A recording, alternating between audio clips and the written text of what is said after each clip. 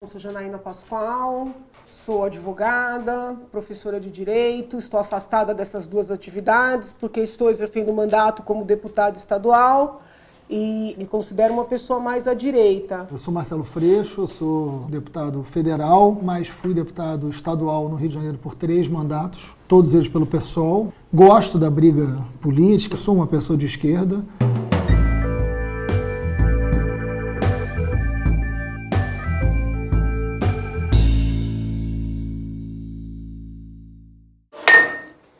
Pode ser de qualquer uma? Qualquer um. Você pegou logo a da caveira. Chamando né? a gente de Cello e Jana. Eu queria saber qual a opinião deles sobre essa briga direita e esquerda. Por que o país polarizou tanto? E essa polarização é uma ameaça, uma oportunidade para a democracia ou uma oportunidade para a democracia? Quem está fazendo um bom trabalho para diminuir isso? Eu perguntei, você começa a responder. A pergunta é para os dois, mas vamos lá, eu começo. Bom, Jana, eu acho que a gente vive um momento de uma polarização muito forte já há algum tempo. Né? Essa polarização não começa nesse governo, a gente precisa ser justo, isso já vem de um tempo para cá. Agora, existe um setor da política hoje movido pelo fanatismo, e é um setor grande, um setor considerável. Mas não é só hoje, né? Não é só hoje, não é só hoje. Mas o fanatismo, em qualquer fanatismo, a diferença tem que ser eliminada. Essa é a grande diferença entre o fanatismo e a democracia. Quem segue o fanatismo tem que eliminar a diferença porque busca uma sociedade iguais. Que eu estou no papel de entrevistadora e vou seguir. Isso a gente investe aqui. Deixa eu lhe perguntar, porque assim, eu tenho conversado com muitas pessoas mais alinhadas à esquerda que estão sentindo, né, essa polarização de maneira mais acirrada e estão sentindo esse fanatismo. Claro. A pergunta que eu faço a essas pessoas e agora faço a você, será que esse sentimento quase de medo que vocês estão vivenciando, e eu sinto que vocês estão vivenciando realmente, não é o mesmo sentimento que nós vivenciamos esses anos inteiros? Não sei. Submetidos a uma ideologia que se sentia, se tomava, se apresentava como a verdade? Dentro do pacote de ideias esquerdistas, será que não foi extremamente ditatorial também? Acho que não. Foi um período eleito, como o Bolsonaro foi eleito. Agora, a lógica do medo, a lógica da perseguição política, a lógica da violência, isso não foi uma marca necessariamente do governo do PT. Aliás, uma pergunta anterior, quem é que está fazendo alguma coisa para mudar? Eu acho que muitos setores de todos os campos políticos estão buscando conversas, né?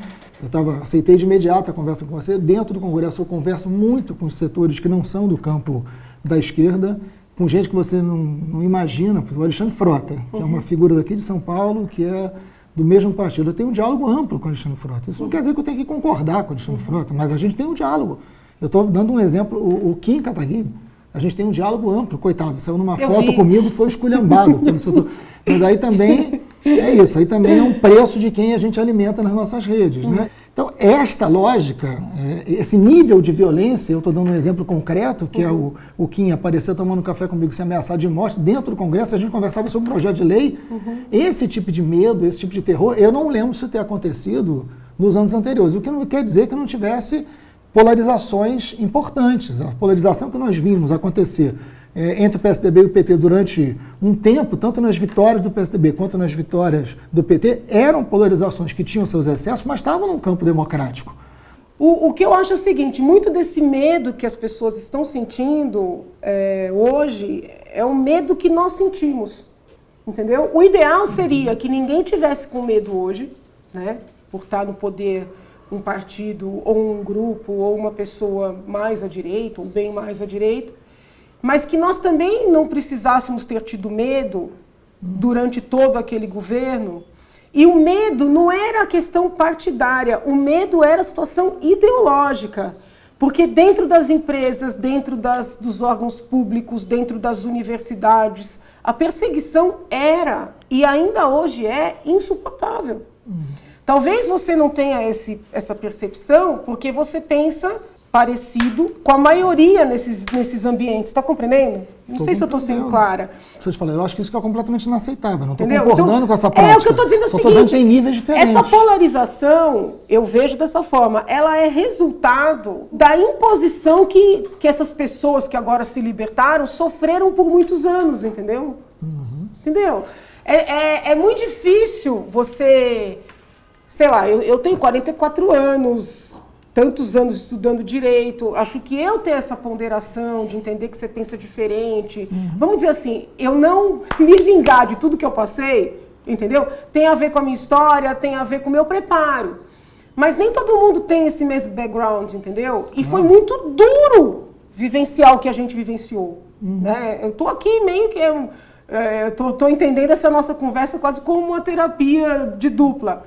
Foi muito duro. É muito duro você, numa palestra, num debate, você, por exemplo, dizer que é contra a legalização do aborto, porque existe uma vida de um outro indivíduo em jogo, e você ter a convicção de que o teu pensamento é jurídico, e as pessoas olharem para você e falar, mas você não conta porque você é religiosa, e você ser desmerecida, né, em toda a tua formação, é muito duro, você entendeu? Agora, o que a gente está vivendo hoje, Janaína, eu acho que ele excede muito isso. E eu não estou negando esse sentimento que você está dizendo que sentiu, ele é legítimo, ele é justo, mas o que está acontecendo hoje, eu acho que passa muito esse sinal, sabe? Muito francamente e afetivamente dizendo isso, eu acho que passa muito. Porque a opressão que eu sinto hoje, assim, ou que setores que eu convivo sentem hoje, não é de não ter uma opinião majoritária, até porque isso já está mudando com uma velocidade impressionante. Na queda da popularidade do Bolsonaro é a mais rápida e por N razões, né? Mas não é nem por isso, assim. É porque eu acho que existem medidas governamentais, né? Não estou falando de opiniões, de hegemonia no conjunto da sociedade, que são calcadas no medo. Uma coisa é você sentir o medo, a outra é você ter uma política gerada para o medo. A política da guerra, o discurso do ódio, o discurso da violência, o discurso da intolerância. Eu tenho me esforçado muito para diminuir esses exageros, entendeu? Eu acho que a gente tem que tentar mostrar para as pessoas a importância de fazer um exercício de alteridade, que é você se colocar no lugar do outro. Claro. Entendeu? Tentar entender por que o outro falou aquilo, em que contexto falou aquilo, por que ele reagiu daquela forma, é um exercício. E eu penso que esse exercício falte dos dois lados. Eu acho que política é a arte do encontro, do diálogo e da capacidade do entendimento. E a gente vai vivendo um momento tão grave que eu tenho repetido isso algumas vezes, a gente não tem que ficar buscando o idêntico, a gente tem que buscar o comum. Né? Se eu for buscar o idêntico com você, a gente vai ficar uma hora aqui brigando e não vai resolver nada. Isso não vai ser bom para você, nem para mim, nem para quem está assistindo a gente. Né? E se eu ficar pensando assim, que quem gosta de mim vai gostar de eu brigar com você, também não resolve nada, porque eles podem gostar de mim sem eu brigar com você, a gente não precisa perder esse tempo. Né? Agora, o que a gente tem de comum? O que dá para buscar de comum? Acho que a política é a arte de você buscar o que tem de comum. Isso não quer dizer eliminar a diferença, não quer dizer flexibilizar princípios, não quer dizer fazer um enfrentamento de programa, de projeto de país. Porque você pode ter uma relação de respeito, você pode ter uma relação de afeto, sem precisar ser idêntico ao outro. Podendo, inclusive, ser muito diferente. Claro. Eu acho que isso a gente está precisando muito hoje em dia. Até porque a lei não é de ninguém, a lei é do povo. Se for aprovada, esquece quem fez. A lei não é. Então, assim, se você puder congregar esforços, fazer convergência mesmo em torno de ideias, me parece o caminho mais inteligente. Claro. Posso ir para a caneca do amor aqui? Vamos lá. Seria muito legal ver um fazendo um elogio ao outro, dizendo alguma coisa que um admira no outro. Agora é sua vez. Eu acho que essa capacidade de diálogo, né, essa questão de destacar o lado humano, essa solidariedade, esse exercício de alteridade é algo que eu realmente admiro. Eu acho que a Janaína tem uma personalidade forte, né, de opinião, mas ao mesmo tempo abre para o diálogo e tem a capacidade dessa sensibilidade para o diálogo. Eu acho que isso é uma virtude muito grande na política, o que não quer dizer que a gente não tenha que pensar diferente, não ter divergência. Então vamos lá. Minha vez. Qual a maior divergência entre Janaína e Freixo? Qual é um assunto que os dois não concordam de jeito nenhum? É difícil a gente responder isso sem eventualmente, sei lá, fazer várias perguntas assim, né? O que você pensa disso, o que eu penso daquilo? Não sei. Decreto das armas do Bolsonaro. Veja, eu tenho um posicionamento com relação a armamento que talvez seja um pouco mais ponderado do que o decreto. Eu acredito no Estado como protetor, né, como aquele que dá a segurança pública, mas na medida em que o Estado não consegue prover, né, e Estado nenhum consegue, absolutamente Estado nenhum consegue, também não me parece apropriado retirar completamente do indivíduo o poder de proteção. O que talvez tenha acontecido é o seguinte: você sai de uma política de desarmamento total, baixa um decreto meio que abrindo de uma maneira muito radical, e eu acredito nas mudanças mais paulatinas, entendeu? Então, Você assim... viu, posso fazer uma pergunta? Pois não. Você viu o mapa da violência que saiu essa semana, do Atlas da Violência? Você viu um dado que me chamou muita atenção. Primeiro que 62 mil homicídios é um negócio muito assustador, né? Tem um outro dado, que é um dado muito forte para você, para vocês, né, mulheres na política, que são os dados sobre mulheres. Aí não tem jeito de questionar a estatística. Houve, em 2017, um crescimento violento da violência contra a mulher, da violência letal contra a mulher. Né? 13 mulheres foram assassinadas por dia no Brasil em 2017. E o pior, e aí vai um questionamento para a gente pensar juntos, e eu não estou fazendo nenhuma pegadinha, estou sendo muito sincero. Não, estou te entendendo, não, estou entendendo. Houve um crescimento de 25%, não sei se você tem acesso a esse dado, houve um crescimento de 25% de mulheres assassinadas por armas de fogo dentro de casa. Dentro de casa. E armas de fogo fora de casa, um crescimento de 6%. Ou seja, aumentou muito mais a violência letal por armas de fogo contra as mulheres dentro de casa. Essas armas eram regulares? Não, armas, sim, armas da casa. Porque a maioria dos não foram de homicídios... assaltos. Porque assim, os homicídios são principalmente praticados por armas de fogo. Mas normalmente, 72% dos homicídios por armas essas armas de fogo não são armas regulares. Não, mas não é o caso da arma que está dentro de casa. Porque aquela arma dentro de casa é a teoria de que o Estado falha e eu vou proteger. Quem está morrendo é a mulher. 73% da população está contra o decreto das armas.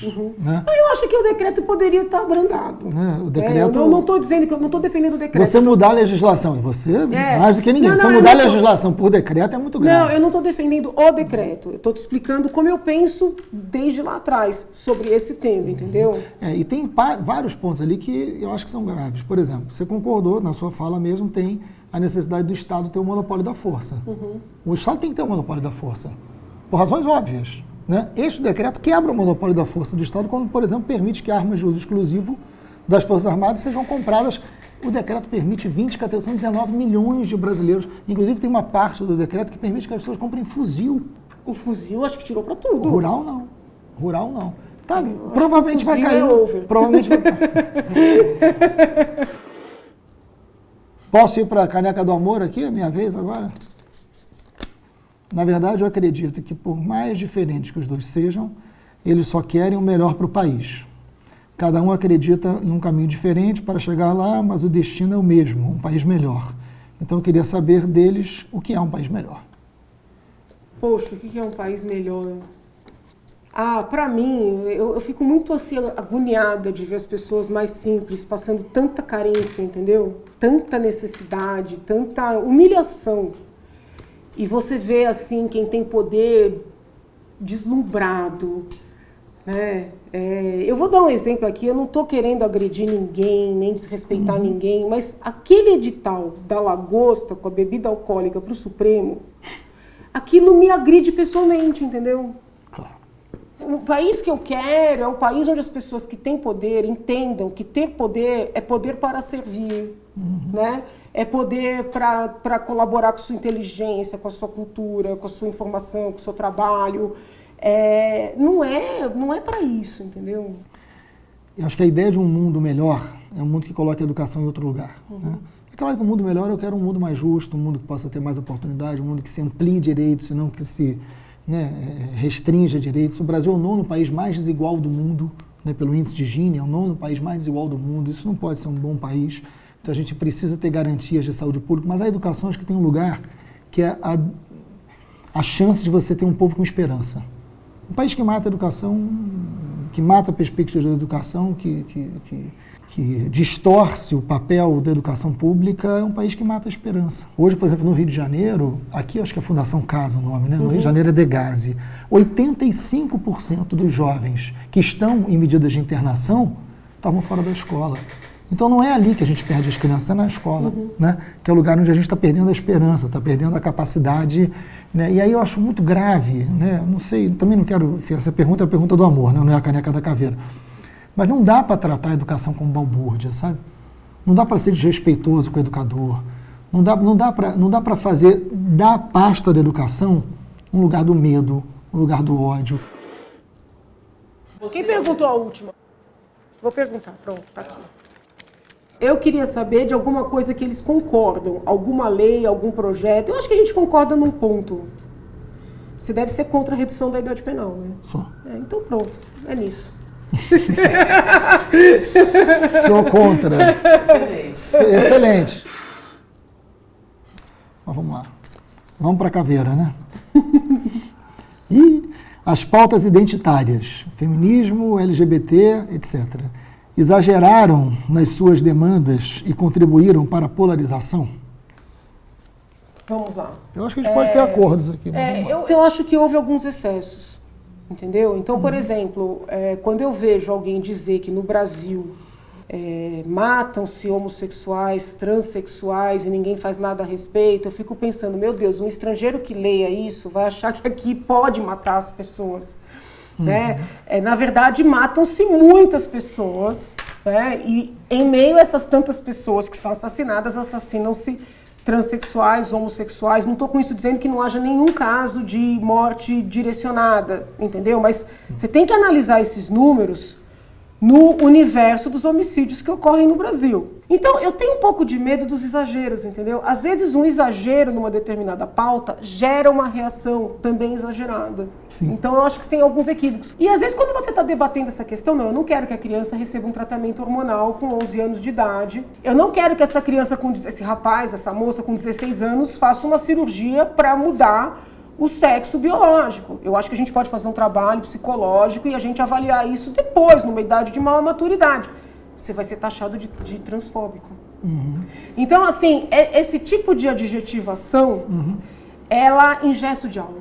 Sim. Ela favorece, sim, a polarização. Porque ela empobrece o discurso, entendeu? Claro. Deixa eu te fazer uma pergunta, não é provocativa, mas gera um bom debate. O que você acha de uma pessoa que seja capaz de falar assim, eu prefiro que meu filho seja um ladrão do que um gay? Olha, eu vou usar um termo aqui, mas é uma coisa meio ignorante, entendeu? Desculpa, essa frase é do Bolsonaro. Eu sei, eu jamais compactuaria com uma frase dessa. Por que eu estou perguntando isso? Porque esse é um limite importante. Por exemplo, o fato de você ter uma opinião divergente de uma determinada lei que está dentro do campo LGBT, isso não pode gerar sobre você uma acusação de homofobia ou qualquer coisa desse tipo. Você tem razão. Né? Porque não é Mas porque gera! Não, eu estou entendendo. Estou entendendo. Né? Isso é um ponto. Isso é uma coisa que é defensável e que eu tenho acordo. Né? Você é favorável a 99% dos pontos das leis. Se não é a um, você é uma... Não, aí é uma radicalização. Aí é um sectarismo que não nos ajuda nem nas pautas identitárias. Né? É fato que a gente tem um número enorme de homicídios e que tem também um número enorme de homicídios sobre mulheres, que é o feminicídio, mas o conceito de feminicídio, ele é criado a partir de uma lógica de você entender não as mulheres dentro de um campo de homicídio grande, mas a razão da morte ser pelo fato dela ser mulher. Eu não gosto do direito penal gerando particularizações.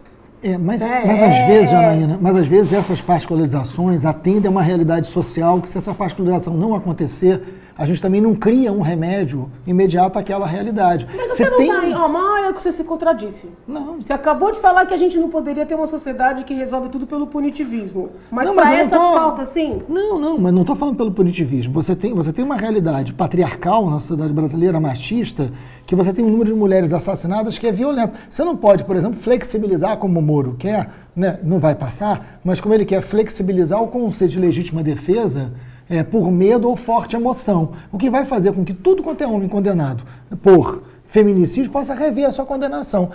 Ele quis isso? Não quis. Eu quero imaginar que ele não quis isso. Né? Não vou fazer uma crítica. Mas também se a mulher matar o agressor, também está na legítima defesa. Não, ok, mas não é isso que tem acontecido, né? Mas não é isso que tem acontecido. O que tem acontecido é que as mulheres estão sendo mortas e o mapa está mostrando isso. Então, assim, eu acho que as pautas identitárias, para voltar à pergunta, elas caracterizam uma época. Né? A gente vive uma crise da democracia muito profunda, e uma crise que não necessariamente é ruim, porque a gente saiu de uma ditadura violenta, enfim, que a gente tem acordo, que representou a ditadura, não tem a menor dúvida disso. A gente vai para um processo... Você também acha que Getúlio foi ditador, né? A gente, você não acha? De 37 a 45, sem dúvida alguma. Né? Agora, depois disso, você tem um período de democracia... Você também acha que na Venezuela tem ditadura, né, ou não? Não, eu não defendo o governo Maduro. Então tá bom. Eu acho que qualquer governo que atira na sua população perde a razão. Não, então mas a gente está pensando igual, olha mas também não concordo com o golpe. Mas também não concordo com o golpe nem da Venezuela nem em lugar nenhum. Agora, o que acontece ali... Direta. Não. Porque eu acho que o povo venezuelano tem que resolver o seu destino. O que eu acho fundamental... E não tem como solucionar o avanço da democracia hoje desconsiderando as pautas identitárias. Porque, queira ou não, elas são portas de entrada de setores muito oprimidos e excluídos, né, por inúmeros governos, que nunca se sentiram representados. Essas pautas identitárias trazem essas pessoas para a política também. A gente pode separar o que seria, por exemplo, que seriam ações afirmativas, né, que é trabalhar com representatividade, até mesmo com cotas. Do que a pauta punitivista. Do que criar, entendeu? Um remédio social por meio do direito penal. Não tem uma entendeu? Então, assim, me agride. Mas a pauta... Todo mundo agora vai querer ter um crime para chamar de seu? Não. Eu não sou favorável ao Estado penal, então não posso entrar em contradição, você tem razão disso. Mas eu acho que a pauta do movimento feminista hoje, e eu falo isso a partir da minha casa, sou casado com uma feminista muito atuante, ela é uma pauta muito propositiva. A pauta feminista hoje é uma pauta muito propositiva em relação ao mercado de trabalho, em relação a espaço. E nesse sentido, pensando na questão dos negros, eu não sei qual é a sua opinião, mas enfim, eu acho que a política de cotas, ela não resolve, mas ela é um instrumento importante. E tem vários deputados do PSL em vários estados, isso aconteceu no Rio de Janeiro, entrando com lei para acabar a política de cotas. Eu acho que a gente poderia pensar melhor os critérios, mas eu sou favorável. O Bolsonaro acabou de tomar uma medida que eu achei gravíssima e eu acho que eu vou pedir a sua ajuda dentro do PSL para fazer esse debate. Existia uma coisa que era o mecanismo de prevenção à tortura, criada por lei, que não é lei penal, ao contrário. Você tem um mecanismo de prevenção à tortura, tem um órgão nacional e tem estaduais. No Rio de Janeiro foi eu que criei por lei, né, mecanismo de prevenção à tortura. São técnicos, peritos, escolhidos por um fórum paritário, Estado e sociedade civil, que visitam os lugares onde tem denúncia de tortura. Né? Então, o Bolsonaro extinguiu por decreto o mecanismo de prevenção à tortura, essas pessoas perderam o seu trabalho. Ele disse que agora quem quiser trabalhar em mecanismo de prevenção à tortura tem que ser de graça e não pode ter vínculo com a universidade nem com a ONG e ele tem que dar a palavra final sobre quem são essas pessoas. Isso é um estímulo à tortura, Janaína. E a tortura é um crime sistemático e permanente na história do Brasil. Eu não quero brigar com o Bolsonaro por isso, só queria que eles voltassem atrás. Entendi. Entendeu? Porque é muito grave. Não adianta a gente dizer, concordando com você, tortura é crime, por lei. Se nós não entrarmos nos lugares onde tem tortura, não vai adiantar dizer que tortura é crime. Não, eu comprei o que você está falando. Será que essa reação de querer extinguir os conselhos, a ouvidoria, será que não tem a ver com o excesso de aparelhamento que a esquerda fez? Porque os líderes esquerdistas não conseguem abrir espaço para quem pensa diferente. Então a sensação de quem pensa diferente, não, mas aquele conselho está cheio de companheiro, vou utilizar. Aquele equipamento, o mecanismo está cheio de gente que pensa igual. Eu acho que... não é o caso do mecanismo, porque são técnicos, são peritos. A gente volta para o início da nossa conversa. Né? Quando o ideológico ganhou tanta força nos governos anteriores, de certa medida, quando chega um governo novo com um pensamento diferente, ele acaba utilizando a mesma arma. Eu gostaria que, em algum momento, vocês, vou falar genericamente assim, reconhecessem que estão provando o próprio veneno. Não, eu também acho. Eu acho que teve muito erro da esquerda. Mas aí é uma loucura achar que a resposta a isso é você acabar com, por exemplo, um mecanismo de prevenção à tortura, no lugar de criar critérios, né? Porque nem é o caso do mecanismo. Os mecanismos eles são técnicos. É só olhar quem são as pessoas lá, né? E enfrentam a tortura. O Bolsonaro é muito suspeito para falar sobre a questão da tortura, porque ele tem uma posição muito diferente da sua, eu né? compreendo. Historicamente. Mas ele não pode, como presidente da República, agir como um fanático que libera a tortura, porque a lei não permite. Né? Eu acho assim, o governo está no começo, entendeu? Acho que bem ou mal há pessoas ali que têm uma visão mais ponderada. Eu tive a oportunidade de conversar com o presidente, por exemplo, sobre essa questão de cotas, sobre o próprio ECA, né? A idade penal. Olha, aparentemente sim, vamos ver. Tem duas da maldade, vocês adoram, né? Então deixa eu pegar uma daqui da maldade para depois ficar igual. Janaína, O que você acha do PSOL, o que o partido tem de bom e onde tem que melhorar. E aí, para mim, é o que eu acho do PSL, o que o partido tem de bom e o que ele tem que melhorar. Se bobear, nossa resposta vai ser a mesma. Eu acho o PSOL muito radical. Eu estou vivenciando lá, eu fico chocada. Aí quando você tenta estabelecer esse diálogo, elas repetem o que elas pensam. O mantra, né? Que quando a pessoa repete o mantra, ela inviabiliza qualquer diálogo, entendeu? Então, assim, eu acho muito radical. Mas aí não é só o PSOL, eu vejo isso no PT também. Eu ainda sinto a esquerda muito defensora da democracia de quem concorda, né?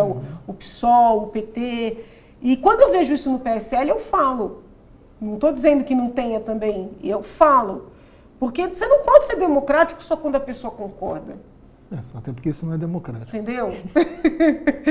Deixa eu... Uma coisa boa. Tem ou não tem? Pode não ter também. Vai, abre teu coração. Uma coisa boa. Não sei. Não estou conseguindo ver. Tá Talvez essa conversa aqui tá boa, entendeu? Pronto, fica aqui. Meu olhar sobre o PSL é a minha convivência na Câmara ali. É difícil, assim. Com alguns eu tenho uma relação. Tem uma parte da bancada do PSL que, a minha opinião, que aquilo não é uma bancada, aquilo é um acidente histórico. Por quê? Porque é muito ruim. É muito desqualificado. É um negócio bizarro demais. Agora a gente passou por você deve ter visto isso, eles queriam convocar na Comissão de Segurança o Gleno, o jornalista. Aí eles estão confundindo o jornalista com quem hackeou. Eles não conseguem saber que podem ser duas pessoas diferentes, que são. Né? Faz uma confusão. Aí eles queriam convocar o Glenn. Primeiro que não... Né? E aí eu fui para lá concordando. Eu falei, então tá bom, vamos chamar o Glenn. Não pode tratar como criminoso porque ele não cometeu nenhum crime. Vamos ouvir o que ele tem a dizer no Moro. Aí eles se arrependeram. Aí tentaram derrotar a própria proposta. Não estava sabendo disso. É um nível de patetice que eu vou te contar uma coisa. Então, assim, o PSL ganhou uma força antipetista muito forte, e que eu entendo. Mas as denúncias de corrupção sobre o presidente do PSL são muito graves. E aí não dá para dar 2 pesos e 2 medidas. Né? Eu entendo. Deveriam ser duros também. E eu não estou discordando de terem sido duros nas denúncias contra o PT. Mas não tem cabimento não querer falar das denúncias de corrupção envolvendo o presidente do PSL. Tem um grupo hoje que, lamentavelmente, é hegemônico do PSL, que falta preparo básico para estar no parlamento fazendo um debate. É isso, porque assim, é movido pela lógica do ódio, é movido por um acidente histórico, né? Não é movido por um projeto de país, pela construção partidária, pelo seu histórico de defesa de alguma coisa. Então, nesse sentido, é ruim. O que tem de bom é que eles têm uma responsabilidade, não é bom, né? Mas o que eles têm uma responsabilidade sobre o governo, sobre o país, que eles vão ter que amadurecer a fórceps, né? Eles vão ter que criar ali uma dinâmica republicana que eles não têm ainda. Como tem muita gente nova, esperança que amadureçam, né, e que consigam ter uma postura mais democrática ali dentro. Deus ouça. Vamos lá. Sou eu. Vamos lá. Vamos pro Caneca do Amor. Eu queria ver um sugerindo uma série de filme, será? Trotsky.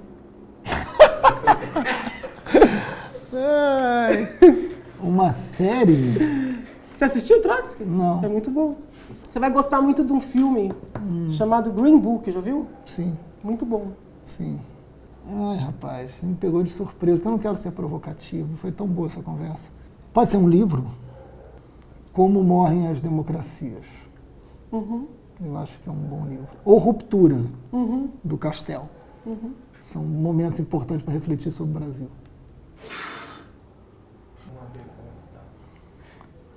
Eu acredito e sou muito grato ao trabalho realizado na Operação Lava Jato. O Brasil precisa dessa mudança e estamos só no começo. Tenho certeza que a Lava Jato é justa e correta e não vai ter vazamento de hacker que mude minha ideia. Quero ouvir o que Janaína e Freixo acham disso. Você começa? Não, eu que estou te perguntando. Olha, eu acho que é uma operação muito importante. Foi um divisor de águas, pessoas que... E nem estou falando só do campo político, né? Pessoas que se julgavam acima da lei e da ordem foram alcançadas. Com relação a essas notícias, eu não sei se vai vir à tona mais alguma coisa.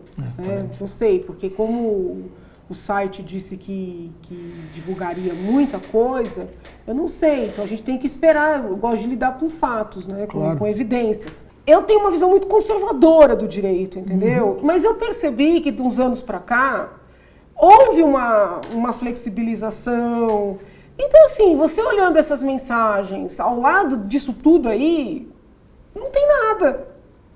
Entendeu? Então, assim... Eu vou quase pedir para você continuar conservadora. Neste contexto que está posto, eu não vejo nada, entendeu? Deixa eu te fazer uma ponderação, assim. Eu acho que eu estou concordando com o seu lado conservador aí do direito, porque eu não tenho nenhum problema pessoal com o ministro Sérgio Moro. Uhum. Agora, a gente precisa separar as coisas, né? Foi hackeado, tem que investigar o hackeamento. Concordo plenamente. Só que eu acho que a melhor coisa para a Lava Jato, falei isso no Congresso, a melhor coisa para a Lava Jato, e presta atenção que não sou eu aqui dizendo contra a Lava Jato, a melhor coisa para a Lava Jato é investigarem o conteúdo do que foi divulgado. Não pode um juiz ligar para o promotor do caso, sugerir uma testemunha. O promotor volta a ligação, mas como vamos ouvi-la? Não sei, ver se a associação tal pode. Mas eu também posso colher e colocar como apócrifa. Isso é muito grave. Isso em qualquer lugar do mundo. E presta atenção, em nenhum momento eu estou falando do réu. Uhum. Eu não quero saber quem é o réu nesse caso. Não me interessa se o réu é A, B ou C. Não me interessa. Não está em questão o réu. Porque o juiz não pode agir conforme o réu. Isso é uma calamidade. Né? O juiz é o juiz. Uhum. O juiz não está acima da lei. Né? A gente não pode ter na justiça os fins justificando os meios. Isso é muito, em qualquer lugar do mundo, minimamente sério. Teria um afastamento imediato se as pessoas responderiam por isso. Como é que um juiz propõe uma testemunha, no caso, ao promotor? O meu medo é que, ao tentarem proteger uma figura por uma lógica política, se legitime determinadas práticas. O que pode custar muito caro para todos nós. Concordamos com a caneca da raiva, hein?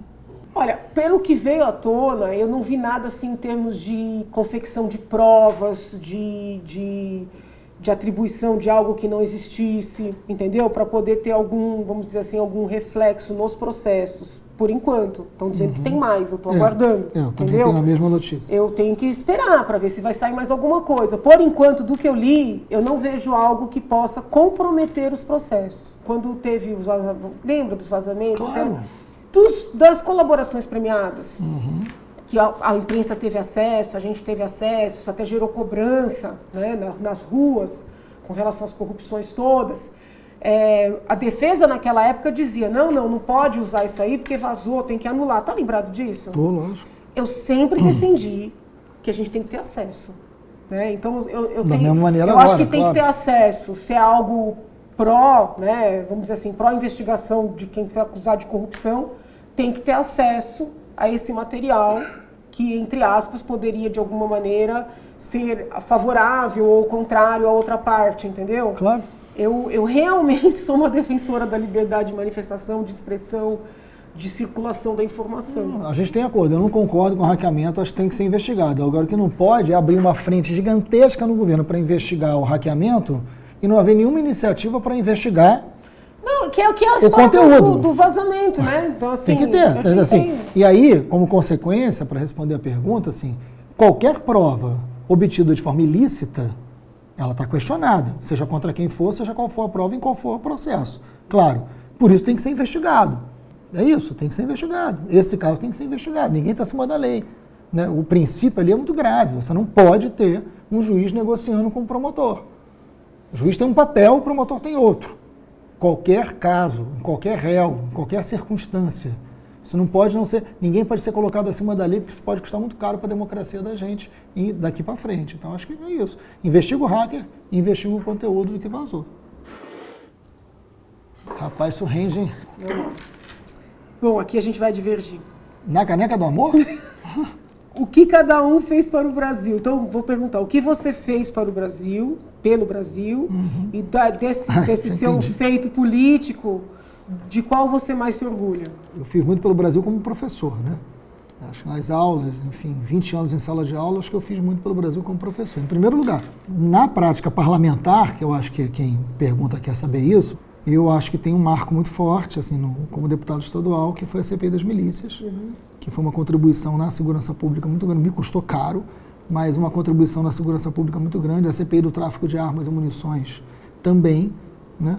Então, acho que toda uma legislação que a gente conseguiu aprovar de proteção aos policiais e de uma determinada concepção de segurança pública, eu acho que foi algo concreto, materializado, muito importante como deputado estadual e agora estou começando, né, como deputado federal. Enfim. Você está gostando mais de ser federal ou você gostava mais de ser estadual? É muito diferente, Janaína, é muito diferente. O problema é que, assim, eu fui deputado estadual num momento muito rico do Rio de Janeiro, né? Um pouco de sorte também. E viro deputado federal no momento em que o deslocamento da política vai para o cenário nacional. Então, assim, eu estou gostando de onde eu estou. Eu não gostaria de, nesse momento agora, estar sendo deputado estadual e com tudo isso acontecendo em Brasília. Então, acho que eu estou no lugar que eu acho que eu posso contribuir. Entendi, né? entendi. Bom, você vai divergir. Eu realmente tenho muito orgulho, eu agradeço muito a Deus, porque foi muito pesado tocar aquele processo, entendeu? Os custos que você teve, eu Claro. tive também, que eu não gosto de vitimizar, sabe? Do impeachment. Eu realmente, puxa vida, eu agradeço a Deus por ter aguentado. Eu acho que foi um grande feito para o país ter tirado o PT do poder. Eu sei que você não concorda, eu não quero te ofender, mas eu realmente, eu respiro aliviada. Porque eu acho que eles tinham um plano tão mal pra gente, um plano do mal, entendeu? Não podia ser pela eleição? Não, porque eles estavam perpetuando e eu tinha os crimes de responsabilidade ali, sabe? Além das pedaladas, além dos decretos, havia todo o petrolão, toda a conivência, todo o financiamento das ditaduras de esquerda, né? Então, assim, é que é chato eu ficar falando essas coisas pra você. Não, eu não era do governo. Mas eu realmente me orgulho disso. E agora que minha caneca... com raiva. Não. Eu acho que a gente pode pensar diferente. A gente fez isso aqui de forma muito boa. Vou terminar com outra polêmica. Poxa. Reforma da Previdência, sim ou não? E qual? Bom, Eu sou favorável. A matemática não permite, entendeu? Não é nenhuma questão ideológica, é uma questão matemática. Não dá para o parlamentar federal ter a aposentadoria que tem. eu não tenho, viu? Não, eu sei. A gente tem que mexer nessas coisas, entendeu? Mexer nos privilégios. Não dá para funcionários públicos de elevadas carreiras, e são boas carreiras, podem ser bem remunerados, mas não dá para ganhar o mesmo salário que ganharam na ativa na vida inativa pro resto da vida. Eu acho que a reforma da Previdência é uma necessidade, não é nem por questão ideológica, é por matemática. Entendeu? As pessoas estão vivendo mais.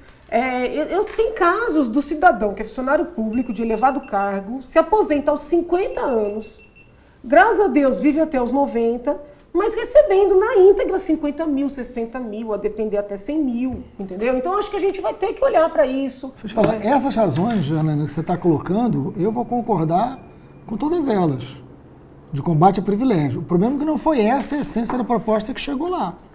Né? Então, esse 1 trilhão, que é um tanto quanto mágico, porque não tem nenhum estudo atuarial que mostre de onde vem, Entendi. 85% dele vem de quem recebe até 2 salários mínimos.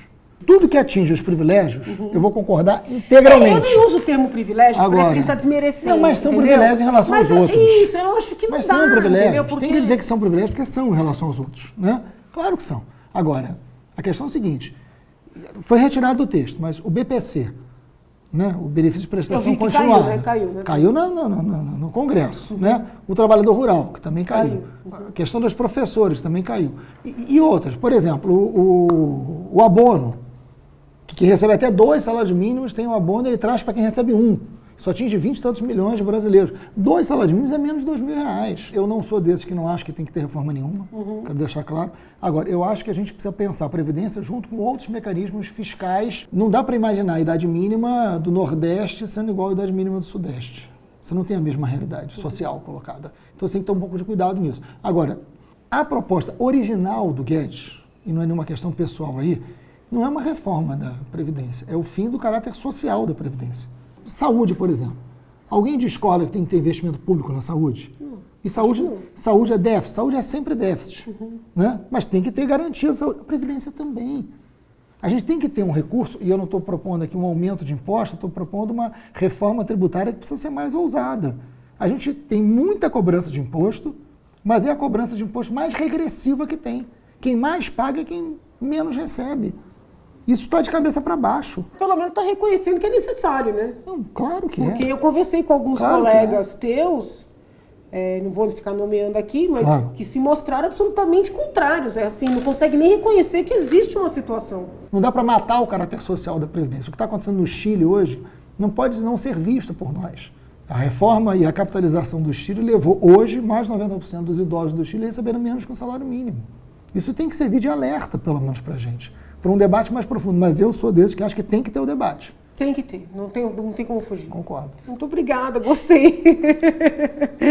Eu acho que a gente precisa de mais encontros como esse, né? Seja no dia a dia dos parlamentos, seja no conjunto da sociedade e seja nos veículos de comunicação. Conheci a Janaína por outros caminhos, mas não pessoalmente. Eu achei ótimo o debate. Obrigada. Muito bom. Tá vendo aí, ó? Não teve briga. Bati sua mão, desculpa. Perdão.